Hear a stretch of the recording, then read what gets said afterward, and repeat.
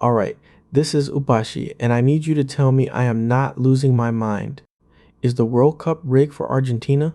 Because I watched that Egypt game with my group chat, and the chat has not recovered. Grown men typing in all caps at 2 in the morning? By the end of this video, you will either agree with me, or you will be wrong. Let's get into it. Look, I have watched football my whole life. I know what a foul looks like. But when Argentina plays lately, the rules just bend. Phantom fouls, whistles from nowhere. Playing against them right now feels exactly like queuing into a Valorant match where the other team has admin privileges on the server. You did nothing wrong. You are just not allowed to win. So today we're breaking down every suspicious call because honestly, somebody has to. Rewind to the Egypt match, round of 16. Egypt is up 2-0 and they are cooking. Then they score a third, 3-0. Game over, right?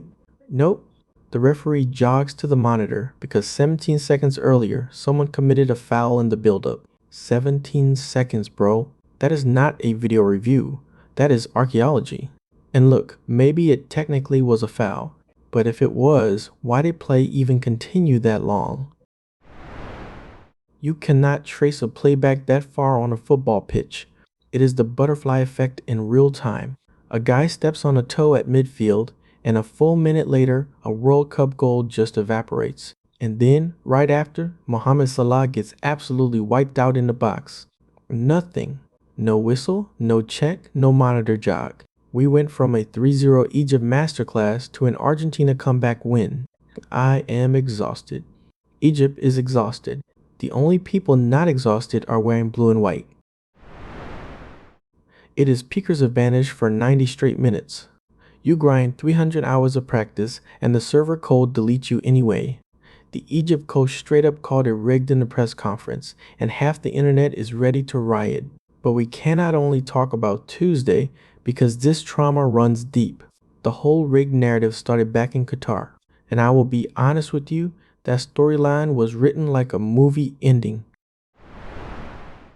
Qatar was the ultimate last dance. But how did they actually win the whole thing? Penalties. Argentina were given 5 penalties in one tournament. 5. If diving in the box worked like that for everyone, every striker on earth would be doing it every single game. It does not. But for Argentina, it became a genuine statistical anomaly that nobody has ever explained away. I have seen people try. Somebody please show the referees a probability class. Then remember the Netherlands game, an actual bloodbath. A record 18 yellow cards in one match. The referee was dealing them out like a blackjack dealer in a casino.